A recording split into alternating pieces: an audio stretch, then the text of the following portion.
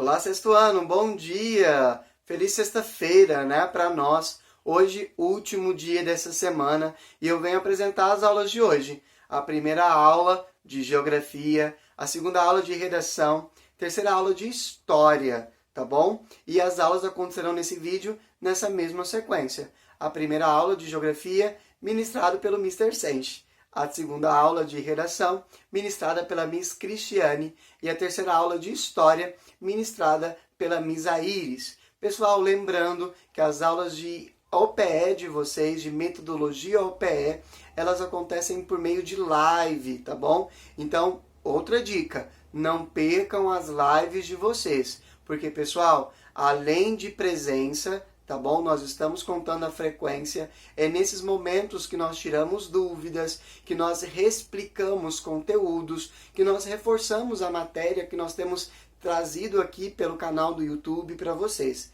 Então não percam, ok? Pessoal, estou deixando aqui na descrição do vídeo o momento exato que cada uma das aulas de hoje começam, ok? No mais, nos colocamos à disposição de vocês. Qualquer coisa que precisarem, podem nos procurar. Pessoal, boa aula para vocês, um ótimo fim de semana e nos encontramos semana que vem. Abraços, fiquem com Deus, tchau, tchau.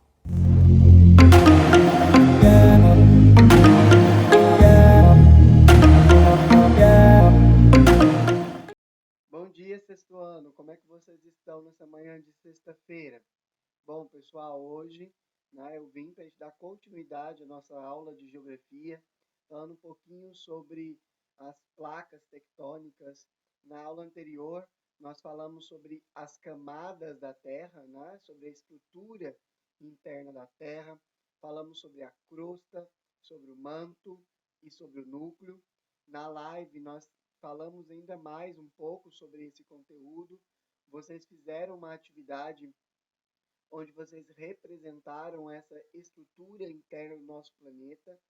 E na nossa última live a gente começou a falar sobre as placas tectônicas e hoje eu queria dar continuidade falando então sobre a teoria das placas, beleza?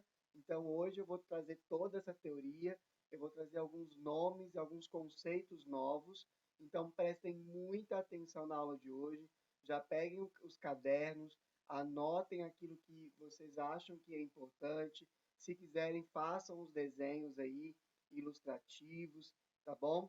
E então, bora para a aula.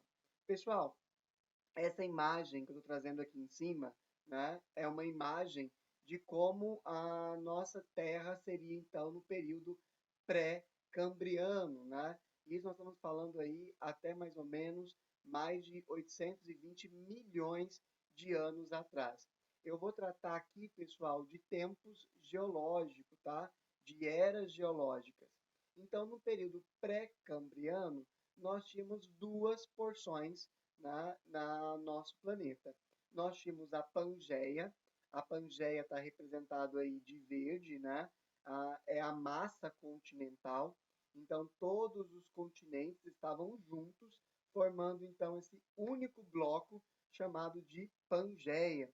Nós até comentamos, se nós observarmos a forma dos continentes, a gente vai perceber que os continentes eles se encaixam como se fossem um grande quebra-cabeça. E se a massa continental chama Pangeia, a massa oceânica, ou seja, só havia um oceano, imenso, chamado então de Pantalassa. Então, o continente era chamado Pangeia e o oceano era chamado de Pantalassa, beleza? Então, de um lado nós tínhamos a Pangeia e do outro lado a Pantalassa. Bom, pessoal, o que aconteceu no período Paleozoico? Isso aí há 220 milhões de anos atrás. A grande Pangeia, ela vai se dividir em duas massas. Na Laurásia, tá bom? Situado aí ao norte. E nós vamos ter também, a Laurásia. E nós vamos ter a Gondwana, situado no sul, tá bom?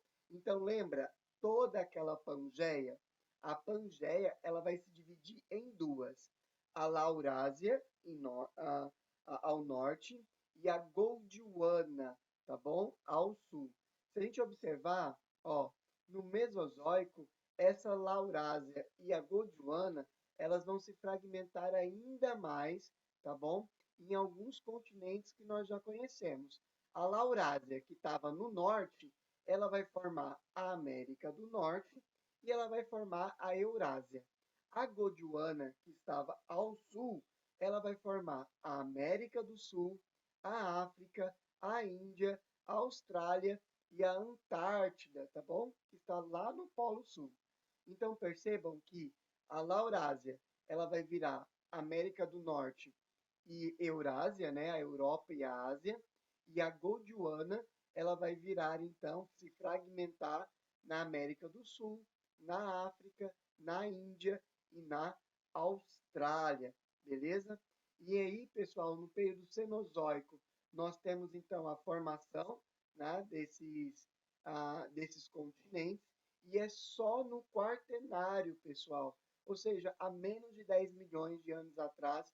Isso para o tempo da história da Terra é extremamente recente, né? Então, apenas há 10 milhões de anos atrás que a Terra vai começar a sofrer processos dos agentes externos, tá? Ou seja, são os agentes modeladores do nosso relevo.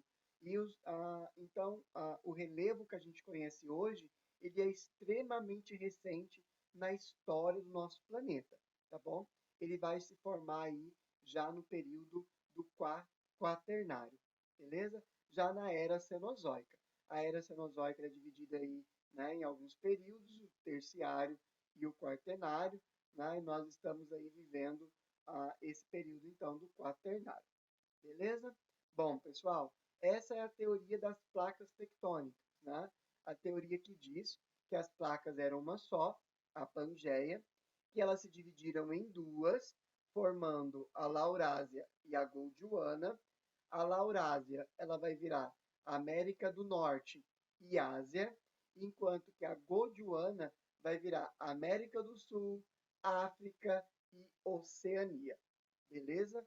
Então, essa é um pouco da teoria das placas tectônicas. Pessoal, e se nós sabemos que existem as placas tectônicas, que todo aquele pedacinho, né, da crosta terrestre, ele está fragmentado em placas, então o que, que vai acontecer? Olha lá, ó, aqui nós temos placas tectônicas. Então, se a gente observar, aqui de amarelo eu tenho uma placa tectônica, de rosa aqui, né, mais claro, eu tenho uma outra placa tectônica e aqui no cantinho uma outra placa tectônica ainda, tá bom? E aí o que eu quero que vocês observem? Tá vendo que elas estão separadas, são fragmentos. Essas placas tectônicas, elas estão sobre o manto, tá bom? O que vocês veem de azul aí seriam os oceanos. Se a gente observar, ela está em cima desse manto. E aí, pessoal, eu quero que a gente preste muita atenção nos nomes que eu vou trazer agora, tá bom? Por quê? Ó, essas placas tectônicas aqui, elas estão se encontrando, né? Elas estão fazendo um movimento. Essa outra placa tectônica, que a gente consegue visualizar ali, ela está vindo nessa direção, e quando ela vem e ela encontra com outra placa tectônica, uma placa tectônica está indo para baixo, enquanto que a outra placa tectônica ela está subindo. Então, elas estão fazendo esse movimento. Esse movimento a gente chama de subducção, tá bom? É quando uma placa ela entra por baixo de uma outra placa tectônica e ela levanta a placa que está em cima, tá bom? Esse é o movimento de subducção. Mas, pessoal, não é necessariamente isso que eu queria mostrar para vocês. O que é importante aqui, e eu quero que vocês gravem, é que quando duas placas tectônicas elas se encontram, esse movimento ele é chamado de convergente, tá? Quando duas placas tectônicas se encontram, convergente. Do outro lado, pessoal, se essa placa rosinha ela está indo nessa direção, né? A gente percebe que ela está indo nessa direção, ela está se separando dessa outra plaquinha amarela aqui, tá bom? Então, nesse caso, elas estão se separando.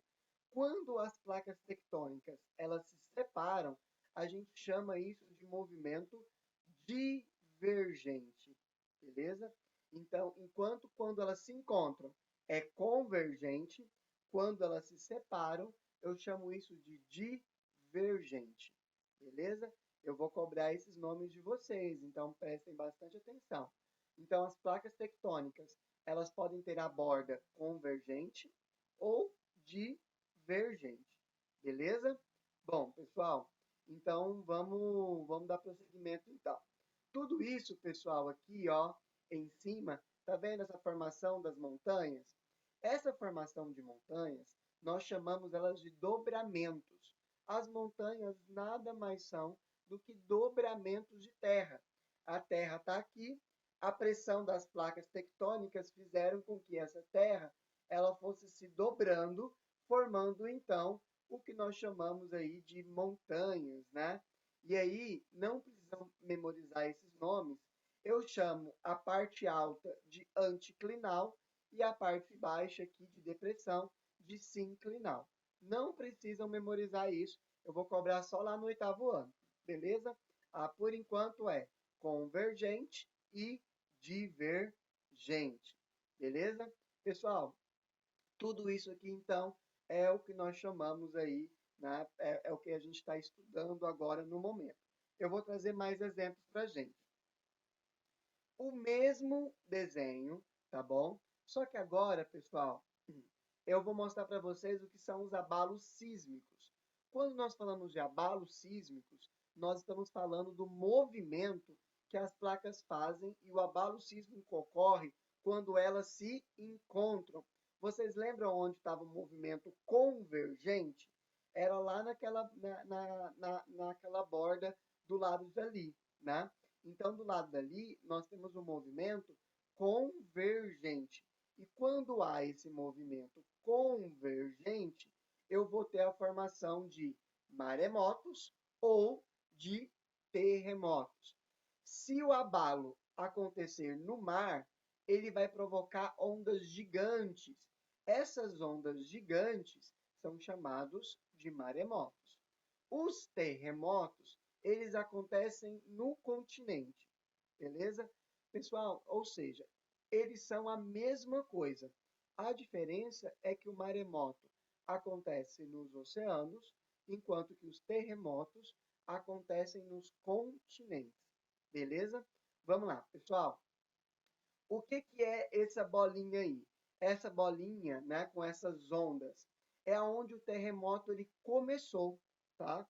É onde ele começou, é a parte lá da crosta terrestre, onde houve o choque entre as placas e onde o terremoto ele começou. Essa parte, pessoal, ela é chamada de hipocentro, tá bom? Então, onde o terremoto começa, nós chamamos isso de hipocentro. Então, imagine que o hipocentro ele está aqui. A parte de cima, lá na crosta terrestre, na superfície, na mesma direção, nós chamamos de epicentro, tá? Então, é o epicentro. Então, esse nome é muito comum. O hipocentro é lá no interior da crosta, onde o terremoto começou. O epicentro é aonde o terremoto, tá? É o correspondente na superfície do hipocentro. O hipocentro ele está aqui, o epicentro ele é a parte exatamente, tá bom? Na mesma direção, só que na superfície. Beleza? Pessoal, esses nomes são importantes da gente saber. É importante que vocês saibam que um abalo sísmico ele pode ser de dois tipos: maremoto ou terremoto. E o terremoto ou maremoto, ele tem dois conceitos importantes. O hipocentro, que é onde o terremoto ele se inicia, né? É onde ocorre o choque das placas tectônicas, e o epicentro, que é o correspondente do hipocentro, só que na superfície. Beleza? Posso avançar? Vamos lá? Pessoal, o choque das placas tectônicas, eles formam os terremotos, os maremotos, que nós chamamos de abalos sísmicos, mas também formam o vulcanismo, tá? Então, ó, o tectonismo forma duas coisas: os abalos sísmicos, que é a Terra vibrar, e também o vulcanismo. O que é o vulcanismo? É o processo, pessoal, do magma, né? É quando esse material do manto ele chega à superfície, tá? É quando o manto, então, o magma, ele é expelido então para a superfície. É isso que nós chamamos de vulcanismo. Pessoal, e muita atenção no que eu vou dizer agora. O vulcanismo, ele pode ser de dois tipos. Eu vou tratar só de um tipo aqui, mas ele pode ser de dois. O vulcanismo, ele pode ter o formato cônico, é aquele vulcão, né, que forma um cone, que nós conhecemos muito bem, né, que forma aquela montanha, e do cone, né, sai então a lava, que é o que está representado aqui na imagem. E também pode ser, pessoal, do tipo de derramamento. É quando a gente não forma um cone, tá bom? É quando esse magma, né, essa lava, ela vai sair por fissuras, né, por rachaduras na crosta terrestre. Beleza? Pessoal, eu queria mostrar para vocês algumas partes de um vulcão em formato cônico. Todo vulcão, pessoal, em formato cônico, ele vai ter algumas partes. A primeira parte que é importante é essa daqui, tá bom? Que é a caldeira. Pessoal, a caldeira, ela é a parte, é como se fosse um bolsão de magma que vai começar a pressionar a crosta terrestre. É essa caldeira que vai começar a pressionar a crosta e vai começar a formar aquele cone que nós conhecemos como um vulcão, tá bom? Então, nós temos a caldeira, que é a parte do magma, né, lá embaixo.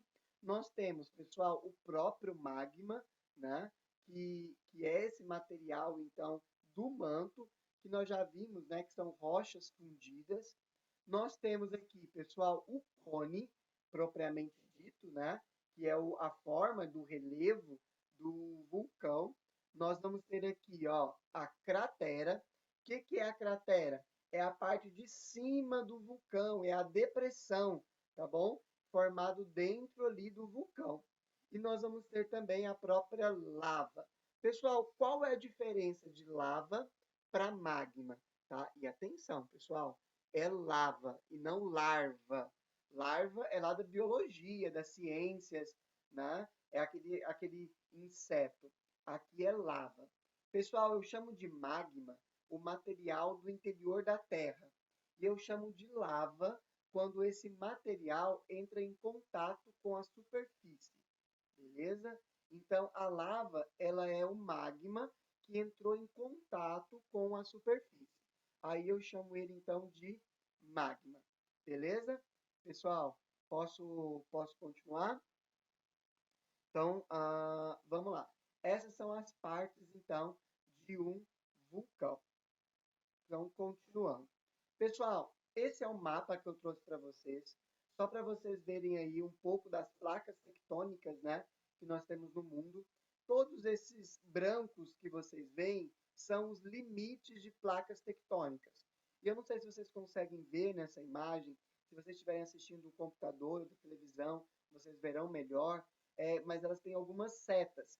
Essas setas indicam as direções que as placas elas possuem. Se elas são divergentes, né? Se elas estão se separando, ou se elas são convergentes, ou seja, elas estão em choque, beleza? Então, setinhas que se encontram são convergentes e as setinhas, né? Ao contrário, que se separam, elas são divergentes, beleza?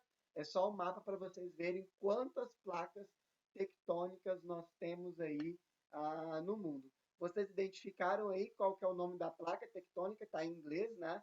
Mas qual que é o nome da placa tectônica do Brasil faz parte? Está bem aqui, ó. A South American Plate. O que significa? A placa da América do Sul. Pessoal, e lá do outro lado, ó, na porção oeste, nós temos a placa de Nazca. Você está vendo lá? E a placa de Nazca, pessoal, ela está se encontrando com a placa sul-americana, tá? Só para vocês verem, eu vou arrastar aqui minha imagem. Ó, a placa de Nazca é essa placa aqui, ó. É a placa oceânica, ela é formada por uma placa formada por oceano. E a placa brasileira é essa placa aqui, tá bom? As duas, olha aqui a setinha, ó. Tá bem aqui onde estou apontando aqui, ó. As duas, elas estão se encontrando. É por isso, pessoal, que nessa região, tá bom? Da, da América do Sul, tá vendo esse vermelhinho lá, que é a Cordilheira dos Andes? Essa cordilheira, pessoal, ela é formada por causa do encontro de placas tectônicas que fazem o soerguimento, né, dessa cordilheira. Beleza? Podemos avançar aqui. Eu queria mostrar para vocês mais algumas coisas. Pessoal, os limites convergentes. Eles podem ser de três tipos: uma placa oceânica e uma placa oceânica, ou seja, oceano e oceano. Um exemplo é o relevo das Filipinas. Nós podemos ter um oceano e um continente. Um exemplo é o Andes, que eu acabei de citar aqui, né? A placa de Nazca e a placa sul-americana. E um outro exemplo é o continente chocando com o continente, formando aí como exemplo o Himalaia, né? A maior cordilheira do mundo e também onde apresenta o maior relevo de maior altitude, que é o Monte Everest. Pessoal, dando continuidade então. Existem dois tipos de subducção e colisão. Eu já expliquei isso daqui, não vou me atentar a isso. Essa aqui é a imagem que eu queria mostrar para vocês, né? Onde nós temos aqui, ó, uma placa, ela entrando por debaixo de uma outra placa, né, tectônica. Isso é muito comum, tá? Aqui no caso é uma placa oceânica que está encontrando uma placa continental, beleza? Existem outros tipos, tá? Aqui, ó, nós temos uma placa, mesma coisa, uma placa oceânica encontrando uma placa continental, só que aqui eu tenho a formação de um vulcão, tá vendo? Do magma que está subindo e formando vulcões. Aqui, pessoal, é uma imagem que mostra pra gente. Opa, deixa eu voltar aqui. É uma imagem que deixa bem claro para a gente o foco, né, de um terremoto. Nós já falamos que isso aqui é chamado de hipocentro, né?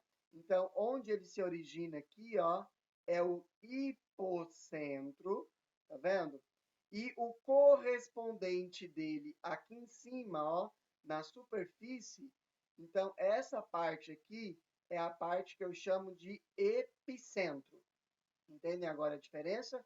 O hipocentro está lá dentro, né? É onde começa o terremoto, e o epicentro é o correspondente dele na parte de cima, beleza?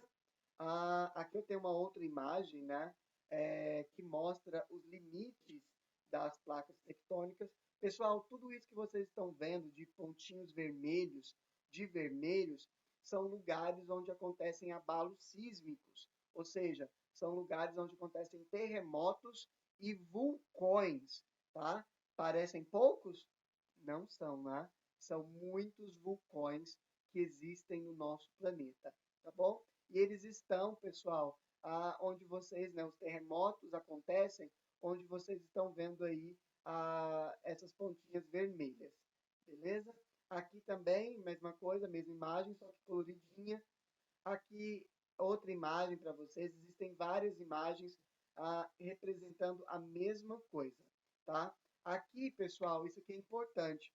É quando choca um oceano com um oceano. Eles podem, em vez de soerguer e formar uma montanha, pode acontecer o que aconteceu aqui nessa imagem, ó. As duas placas elas se encontram e elas formam uma área de subducção, tá? Uma parte muito baixa, tá? As fossas marianas, por exemplo, que é a região mais baixa dos nossos oceanos, é um belo exemplo de uma zona de subducção, tá bom? Pessoal, vou voltar aqui para essa imagem. Eu queria deixar uma atividade para vocês, tá bom? da página 39 e 40, tá bom? Então, vai ficar para casa, tá? Como homework, então, anotem aí, tá? Como homework de vocês, a página, tá bom? A página 39. Eita, tá muito lento aqui.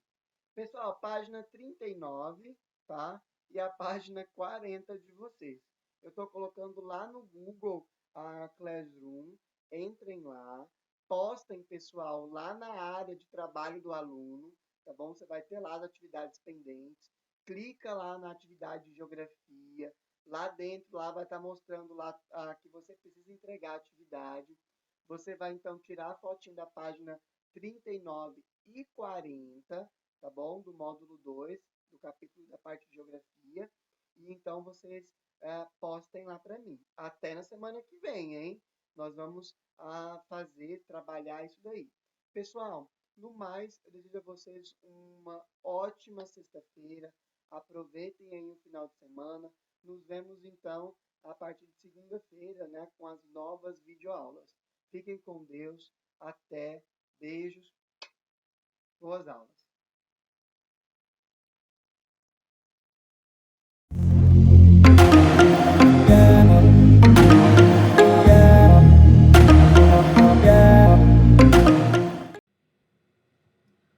Bom dia, sexto ano, tudo bem com vocês? Hoje, sexta-feira, final de semana chegando, mês acabando, porque hoje é dia 22 de maio. Continuamos aí seguindo aí com as nossas aulas online e com o nosso horário oficial, né, de aulas, que é aquele horário que nós seguimos em sala de aula presencial, tá? Então, hoje nós temos aí uma aula de redação. A aula de hoje, ela vai ser pautada aí, vai ser pautada nos conteúdos que nós vimos aí em literatura. Conto, tá? Gênero textual, conto. Então, nós temos aí, né, como proposta agora para serem feitos em sala aí, né, os exercícios da página 77 e 78 e para casa a produção de texto que está na página 78, é uma produção de um conto, que eu estarei explicando aí como será feita essa produção de texto, tá bom? Então, eu preciso aí que vocês abram o livro de vocês na página 77 para que possamos aí começar a nossa aula, tá? Então, aí, né, produção escrita, né, hoje dia 22, né, de maio, desfecho de conto. Como você viu, a narrativa de suspense é construída de modo a causar forte tensão e criar expectativas no leitor, prendendo-lhe a atenção e deixando-o curioso a respeito de como será o desfecho dos acontecimentos. A seguir, é apresentado o trecho de um conto de mistério, cujo final foi suprimido, ou seja, o que é suprimido? Escondido. Não foi dito, ele foi omitido. Então, é esse conto aqui, tá? Vou ler ele aí com vocês agora. Deixa eu aumentar aqui o tamanho da letra. Tudo começou quando nos mudamos para aquela casa. Era um antigo sobrado, com uma grande varanda envidraçada e um jardim. Eu me sentia tão feliz em morar num lugar espaçoso como aquele, que nem dei atenção aos comentários dos vizinhos, com quem fui fazendo amizade. Eles diziam que a casa era mal assombrada. Alguns afirmavam ouvir alguém cantando por lá às sextas-feiras. Deve ser coisa de fantasma, falavam. Se existe, nunca vi. E então contava a eles que as casas antigas como aquela, com revestimentos e assoalho de madeira, estalam por causa das mudanças de temperatura. Isso é um fenômeno natural, conforme meu pai havia me explicado, mas meus amigos não se convenciam facilmente. Apostavam que mais dia menos dia eu levaria o maior susto. Certa noite, 3 anos atrás, aconteceu algo impressionante. Meus pais haviam saído, e fiquei em casa com minha irmã Beth. Depois do jantar, Fui para o quarto montar um quebra-cabeça de 500 peças, desses bem difíceis. Faltava um quarto para meia-noite. Eu andava à procura de uma peça para terminar a metade do cenário, quando senti um ar gelado perto de mim. As peças espalhadas pelo chão começaram a tremer. Vi, arrepiado, 5 delas flutuarem e depois se encaixarem bem no lugar certo. Fiquei tão assustado que nem consegui me mexer. Então aqui nós temos aí um trecho de um conto de mistério que o final foi suprimido. Então ele viu, né? Esse garoto, ele viu essas peças aí do quebra-cabeça flutuarem e se encaixarem, mas ele ficou tão assustado, não conseguiu se mexer e aí não se sabe o que aconteceu após isso. Tá? Ficou suprimido, ficou escondido. Vamos agora para os exercícios. 1. Você já estudou a estrutura de um enredo. Identifique nesse conto a situação inicial, qual que é o início aí dessa história, o conflito, ou seja, o que tem aí de problema, né, que quebra essa instabilidade, que tá tudo certinho, aí vem um conflito e tem essa quebra. E o clímax, né, o ponto máximo, o ponto principal da história. Escreva em quais parágrafos está cada um desses elementos. Qual parágrafo está a situação inicial? Qual parágrafo se encontra o conflito? Quais parágrafos se encontra o clímax? Tá? Você vai colocar a numeração de parágrafos. 2. O narrador... Nossa, gente, peraí. O narrador está em primeira ou terceira pessoa? Explique. Então, você vai falar se ele está em primeira ou terceira pessoa. Pronto. Colocou? Você vai para a parte da explicação. Você vai explicar como que você chegou a essa resposta. Então, como que você consegue entender, identificar que esse narrador está na pessoa que foi colocada aí, primeira ou terceira. 3. Onde se passa a história narrada? Onde que se passa? Qual que é o lugar que essa história aconteceu? Seguindo aí. 4. Os fatos aconteceram em um tempo recente ou em um tempo bem anterior à narração. Então, assim, tá contando a história. O fato principal, ele foi no momento que está sendo narrado ou foi no passado? E aí vem alguém agora no presente e conta. Como que você identificou isso? Tá? 5. Nesse conto é possível notar que foram empregadas palavras e expressões como certa noite e impressionante, que acrescentam tensão à narrativa. Identifique outras palavras e expressões utilizadas com o mesmo propósito. Então, você vai procurar no texto palavras que têm esse propósito. Qual que é esse propósito? De acrescentar tensão à narrativa. Medo, suspense, aquele temor todo. Então, você vai procurar lá e vai colocar essas palavras. Tá? São os exercícios aí referentes a esse conto. Aí, a produção de texto que vocês estarão fazendo... alinhar aqui, peraí, pronto. Né? Pensando na produção de texto. Então, o que você acha que aconteceu aí no final dessa história? Então, você deve ter ficado curioso para saber o que aconteceu, não é mesmo? Então, que tal dar continuidade ao conto criando um final para ele? Então, use a imaginação e crie um desfecho, ou seja, um final aí para essa história que surpreenda e desperte o interesse dos colegas da sala, que serão as pessoas para as quais você vai ler a sua produção. Então, você vai ler essa produção aí durante a live, tá? Então, aí tem algumas instruções aí para você começar a planejar. Leia o conto quantas vezes foram necessárias para se familiarizar com a história. Então, você vai reler esse conto aí para você pegar detalhes, informações aí para que você continue. O seu texto é continuidade desse conto. Esse conto aí, ele não teve fim. Então, você vai dar um fim a ele. Você vai escrever um outro texto que seja o finalzinho dele. Então é um texto de 5 linhas, um parágrafo? Não, é um outro texto que explica todo esse que foi lido aí, tá? Que explica o que? O desfecho, o que aconteceu. B. Analise o título do conto. a situação inicial, o conflito e o clímax. Então, você vai fazer esse tipo de análise, aí você vai observar, vai ver o que tem de principal, o que tem mais importante. Reflita sobre as várias possibilidades de solução para o clímax. Então, aqui, qual foi a reação do personagem logo em seguida? O que ele viu e o que aconteceu? Como ele se livrou da situação? Ele recebeu a ajuda de alguém? Então, são possíveis ideias aí para que você solucione aí esse clímax, né? Esse problema que apareceu aí nesse conto. O desfecho pode apresentar um final feliz, surpreendente, inquietante, enfim, humorístico. Você vai colocar aí a sua criatividade, tá? Tomar cuidado com a linguagem. Por quê? Porque ela tem que ser clara e objetiva, assim como foi no texto. Não ficou enrolando, inventando palavras, inventando coisas. Ele foi ágil. Agora aqui, produzindo o texto. Então, fez esse planejamento, então agora você já vai começar a escrita do seu texto. Então, você precisa organizar em sequência lógica os fatos que vão compor o desfecho da sua história. Você pode incluir diálogos no seu texto.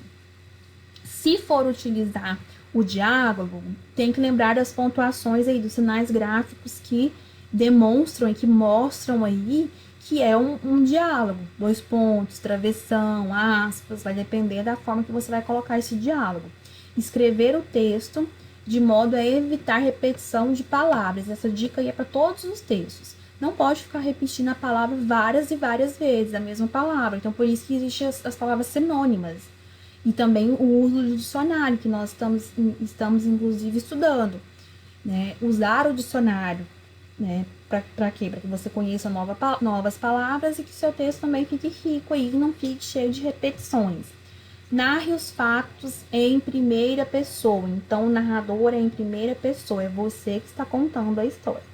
Então, produziu o texto, né? Fez aí o rascunho, você passa limpo e deixa ele aí no seu caderno, tá? Poste lá no Google Classroom e depois nós estaremos lendo aí, vocês estarão lendo aí, né, durante a live esse texto, tá? Esse conto, esse desfecho aí do conto. Então, vocês podem ser muito criativos. Deixem a criatividade aí tomar conta aí das suas ideias. Lembrando que tem toda essa estrutura, tem todo esse passo a passo aqui, tá? Que deve ser seguido, mas a criatividade é ilimitada, tá? Vocês podem colocar aí todas as ideias, desde que estejam dentro aí do tema que foi solicitado, tá bom?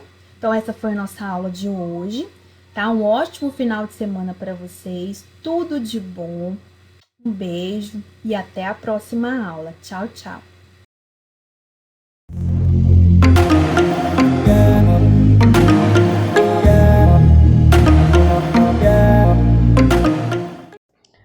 Olá, sexto ano, tudo bem com vocês? Vamos corrigir a atividade que eu passei na nossa última aula. A gente falou sobre os elefantes, estão lembrados? E aí eu passei essa atividade aqui na página 52 e 53. Então, vamos realizá-las. Essa daqui, apesar de ser um texto, eu vou realizar junto com vocês. Por quê?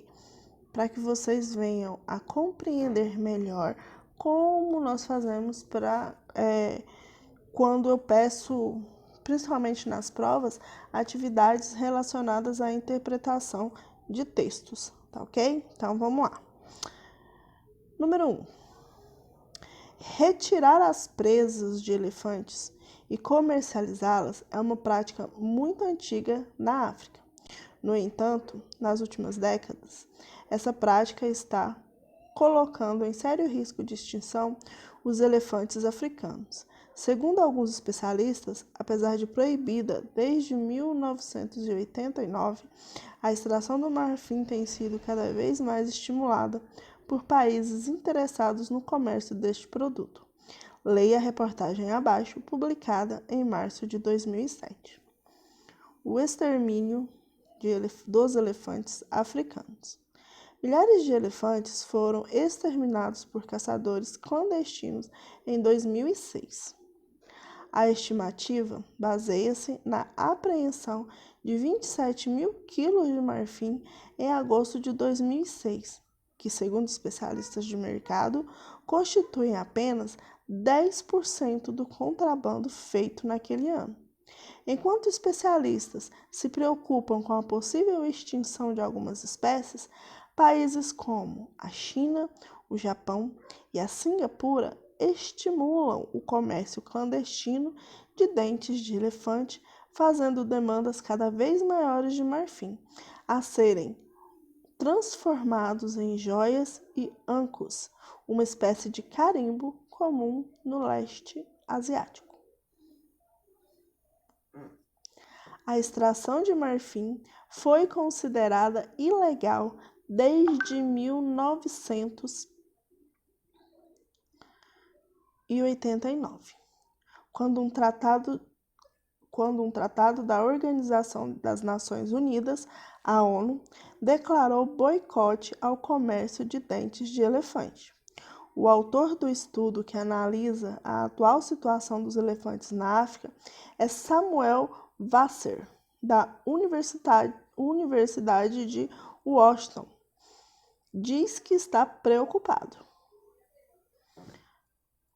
Nos 8 anos que precederam o tratado, metade da população dos elefantes africanos já tinha sido aniquilada.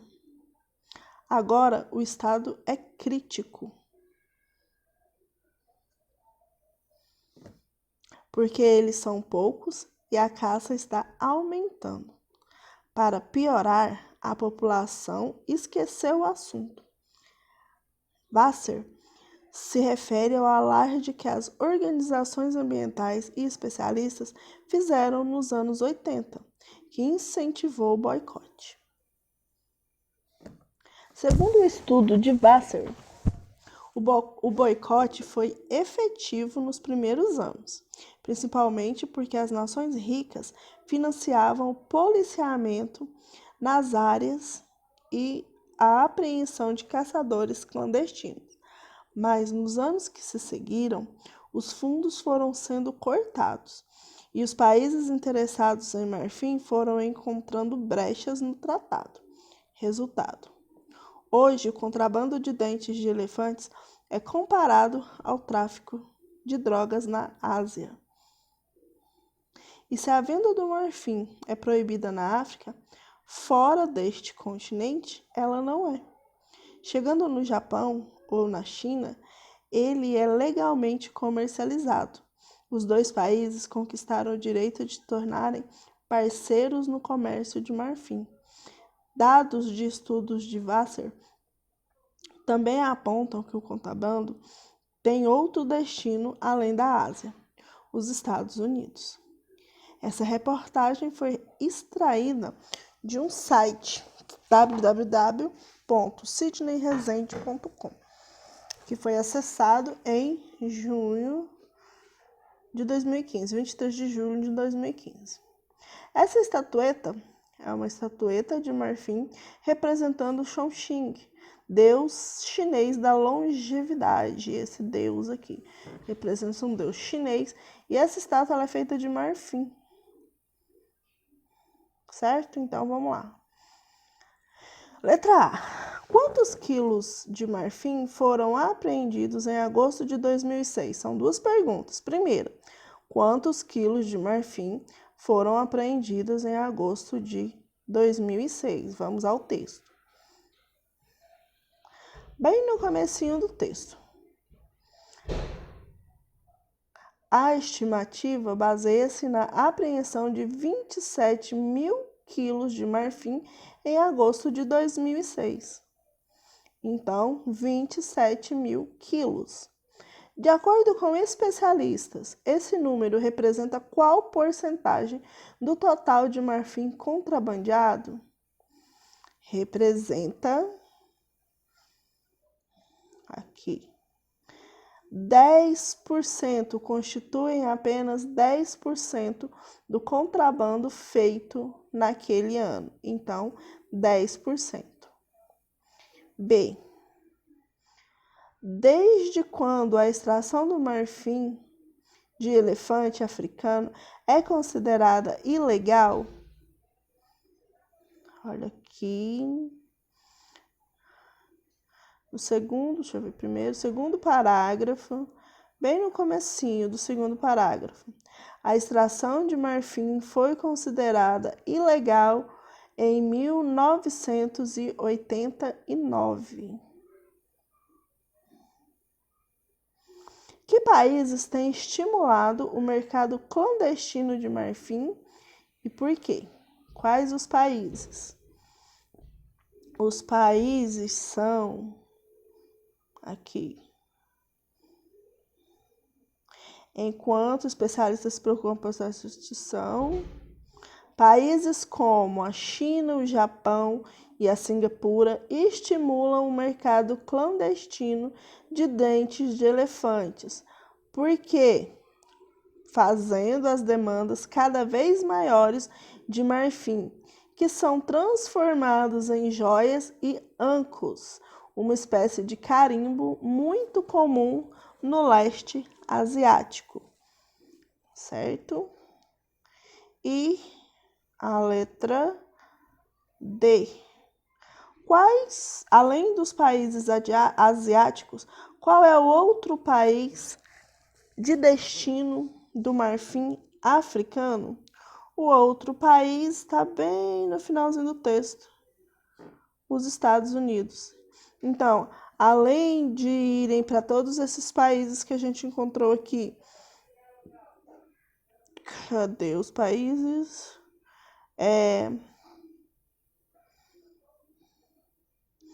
China, Japão e Singapura, o marfim também se destina a ir para os Estados Unidos.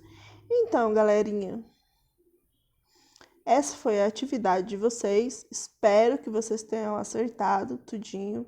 Se não acertou, se não entendeu, leia novamente o texto. E qualquer coisa, eu estou à disposição para responder qualquer dúvidas que vocês tenham, tá ok? Beijinhos e até a próxima!